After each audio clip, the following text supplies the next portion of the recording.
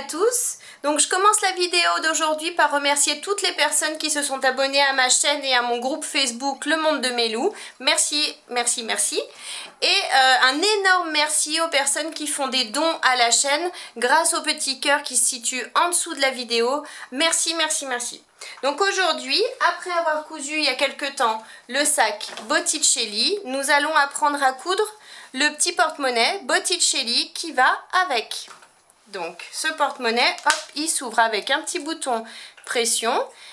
On a des espaces ici pour mettre des petits documents, des cartes bleues, etc.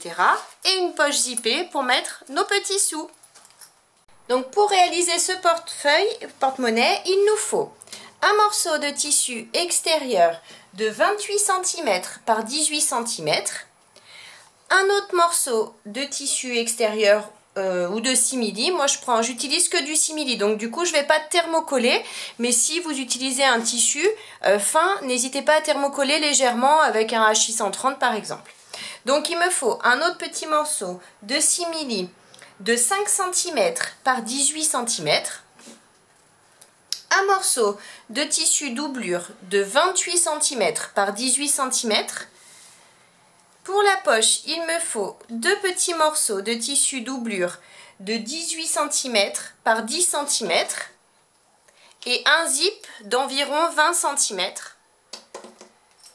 Il me faut également un tissu extérieur de 18 cm par 17 cm et un morceau de thermocollant de la même mesure, 18 par 17. Et il nous faudra également un bouton pression. Pour commencer, je prends mon petit morceau de simili de 5 cm par 18 cm et je vais le retourner. Pour commencer, je vais chercher le milieu. Donc, on a 18 cm, donc à 9 cm, je fais une marque. Ensuite, de chaque côté, ici et ici, je vais mesurer 1,5 cm et je fais une petite marque.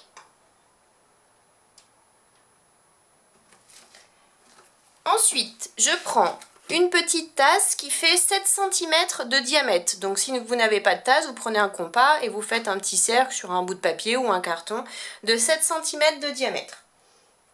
Donc, je vais positionner le milieu de ma tasse sur cette marque du milieu de notre tissu.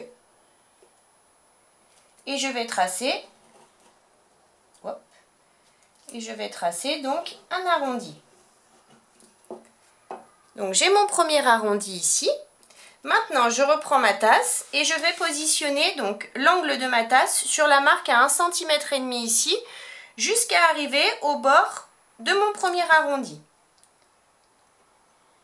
Et je retrace un petit demi-cercle et je fais exactement la même chose de l'autre côté. Je me mets au bord des 1,5 cm et je trace. Maintenant que j'ai fait ça, je peux découper cette partie-là et cette partie-là. On découpe ici et ici. Donc j'ai bien découpé, ça donne ça. Et maintenant je prends donc mon grand morceau de tissu extérieur de 28 cm par 18 et je vais positionner la partie de 5 cm que l'on vient de découper ici en bas. Donc ce sera mon rabat en fait, hein, si vous voulez, je vous montre, ça va donner ça à la fin et mon rabat ici. Donc je positionne tissu contre tissu, je m'aligne bien dans les angles, je mets des pinces et je vais coudre donc ce côté, le bas et ici à 5 mm du bord du tissu. Et ensuite, je vais faire une surpiqûre en partant de l'angle, je descends, je suis les arrondis et je remonte jusque là. Mais pour cette couture, je vais allonger mon point à 3,5. Et cette couture, je la fais également à 5 mm du bord du tissu. Donc, mes coutures sont bien faites ici. Maintenant, je vais retourner. Hop. Donc j'ai bien mon simili marron de ce côté en bas. Alors je vais mesurer, je vais d'abord chercher le milieu du bas. Donc je mesure, tout simplement, j'ai toujours mes 18, bien évidemment. Je cherche le milieu, les 9 cm, je fais une marque. Ensuite, je vais mesurer 2 cm de chaque côté. Je fais une marque et 1 cm en partant du bas et je fais également une marque. Je fais pareil de l'autre côté.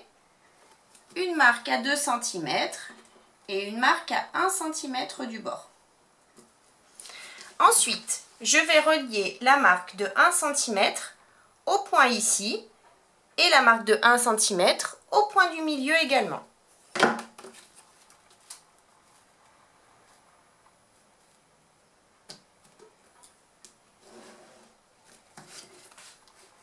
Je fais pareil de l'autre côté. Ensuite, à partir de mon point du milieu, je m'aligne et je vais faire un autre point 1 cm plus haut. Ici. Et je vais relier à nouveau le point à 2 cm au point ici à 1 cm au point à 2 cm.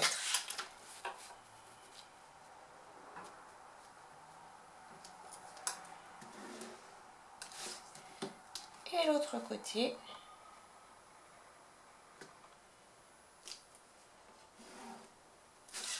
Et maintenant, on va découper seulement, attention, la partie du bas ici et ici.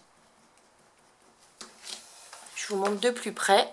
On découpe vraiment juste le bas, ici et ici. Et on laisse tout le reste. Maintenant que j'ai bien découpé le bas de mon tissu, je vais prendre mon zip, hop, et je vais le positionner ici, endroit du zip contre endroit du tissu. Je mets des pinces.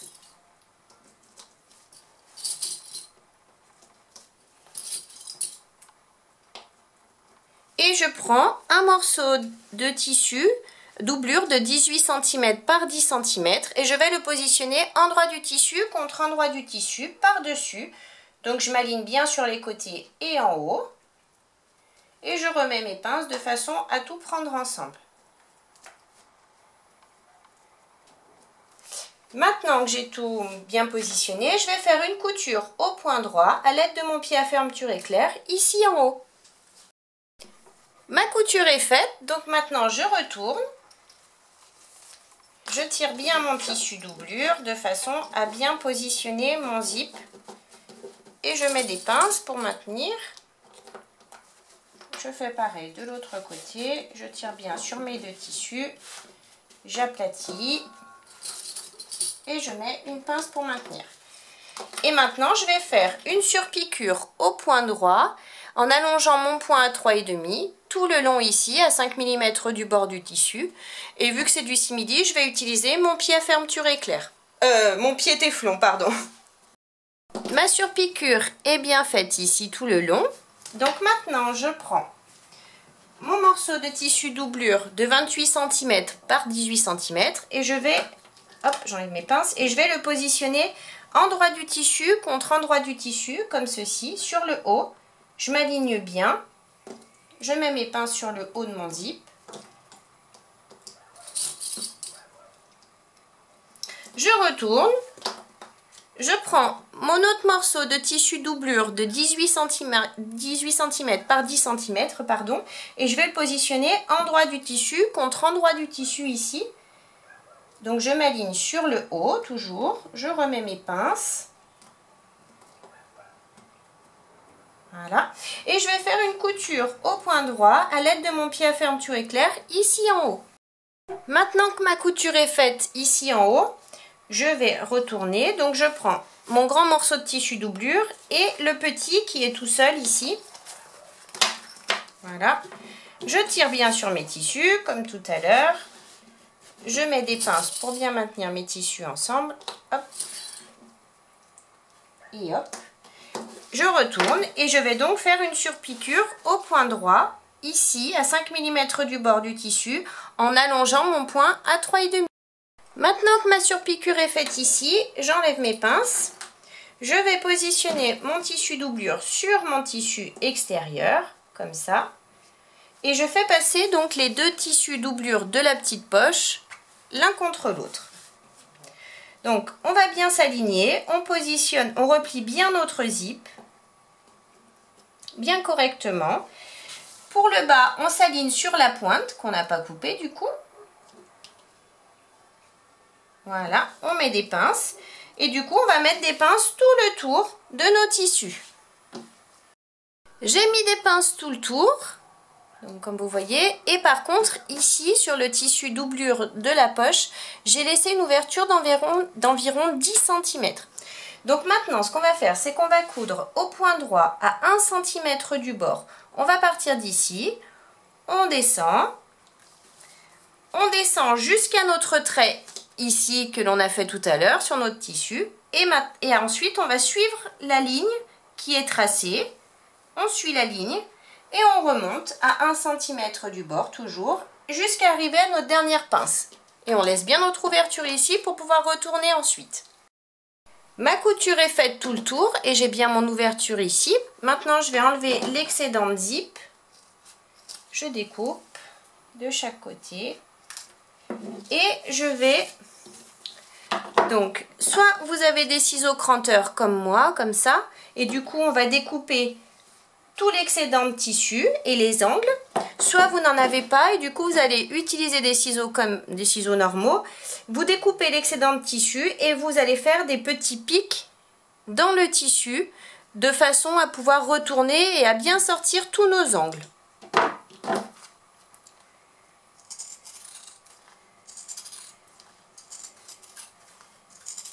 Donc on fait attention de ne pas découper nos coutures, bien évidemment.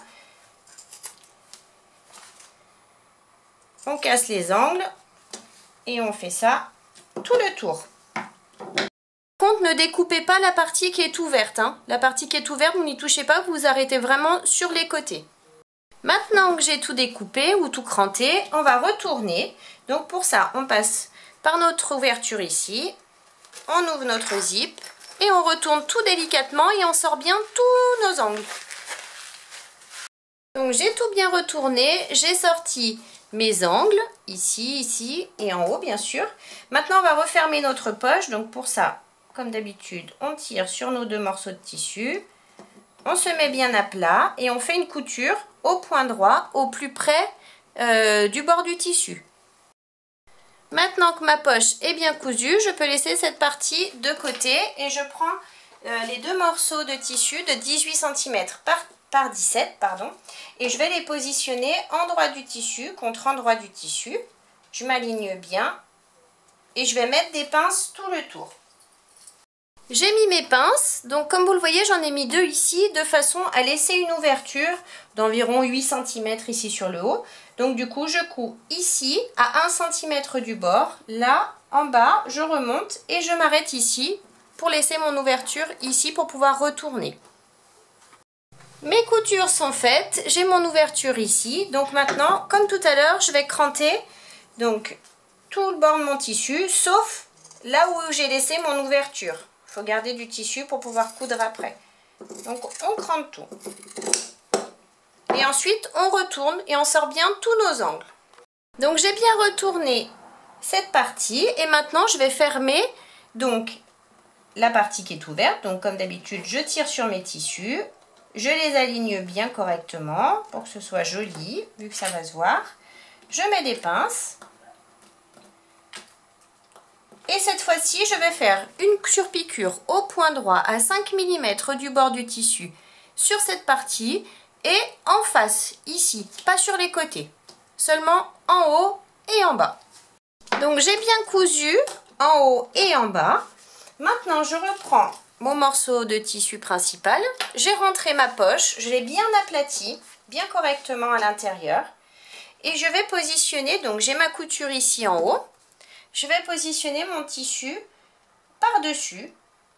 Donc je m'aligne sur le tissu déjà existant ici, en dessous du zip. Je m'aligne sur les côtés de façon à être bien droite.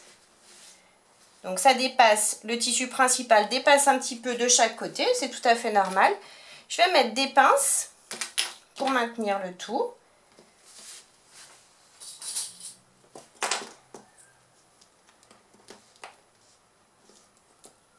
Voilà. Et maintenant, je vais faire une couture au point droit à 1 cm du bord du tissu ici. Et je vais coudre donc ici, ma découpe ici, ici, et je remonte jusque là. Donc j'ai bien cousu tout le tour. Hop. Enfin tout le tour, cette partie-là. Et donc maintenant, je me retrouve avec mon porte-monnaie ouvert. Donc moi, je veux pas qu'il soit ouvert. Donc pour ça, je vais prendre les deux morceaux de tissu, enfin le morceau de tissu que l'on a cousu ici au milieu, le joindre. Donc on s'aligne bien, couture contre couture, enfin tissu contre tissu. On met une pince. Et là, hop. Et là, je vais juste faire une petite... Je vais essayer de me mettre droite, voilà. Et je vais faire une petite couture d'environ 5-6 cm ici, de façon à joindre les deux tissus ici, et à donc avoir mon porte-monnaie en forme. Donc j'ai bien cousu ici, sur le milieu, mes deux parties ensemble. Donc notre porte-monnaie est bientôt terminé.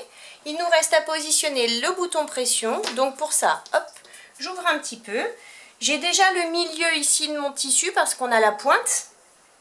Et donc je vais mesurer, en partant de cette pointe, 2 cm. Et je fais un petit point. Voilà. J'ai mon petit point ici et je vais prendre mon poinçon pour percer. Et c'est ici que je vais donc mettre mon bouton pression. Donc je perce les deux tissus, enfin les trois tissus du coup, le marron, notre simili et notre tissu doublure ici. Hop. Je prends une petite partie pointue de bouton pression. Je le fais glisser à l'intérieur de façon à avoir la petite tige qui ressort ici, la petite pointe. Ensuite, je prends cette partie du bouton pression, je la positionne par-dessus et je vais prendre hop, ma pince et je vais donc, je me mets bien correctement et j'appuie pour bien fixer ma pression. Donc ma première partie de bouton pression est fixée et maintenant il nous manque la seconde pour pouvoir l'attacher. Donc pour ça, hop, je referme à la hauteur que je souhaite. Donc si vous souhaitez un petit peu plus haut, laissez de l'espace ici, vous pouvez. Vous faites vraiment ce que comme vous voulez. Donc le tout c'est de bien s'aligner sur les côtés. J'appuie un petit peu pour marquer où tombe mon bouton pression. Il tombe ici, j'ouvre ma poche, je prends simplement, vous voyez, mon tissu doublure de ma poche et je fais à nouveau un trou. Maintenant, je prends la pointe, je la glisse à l'intérieur de mon tissu. Elle ressort ici. Je positionne la dernière partie de bouton pression, j'appuie et je la fixe avec ma pince. On appuie bien. Et voilà, ma deuxième partie de bouton pression est bien posée. Donc maintenant, mon petit porte-monnaie ferme bien correctement. Donc j'ai ici de l'espace comme on a vu au début pour mettre des petites cartes et ici pour mettre mes petits sous. Donc la vidéo est terminée, j'espère qu'elle vous a plu. N'hésitez pas à mettre un j'aime, à vous abonner à ma chaîne et à mon groupe Facebook Le Monde de Mélou. Et en attendant, je vous fais plein de gros bisous et je vous dis à très vite pour une prochaine vidéo. Bye bye!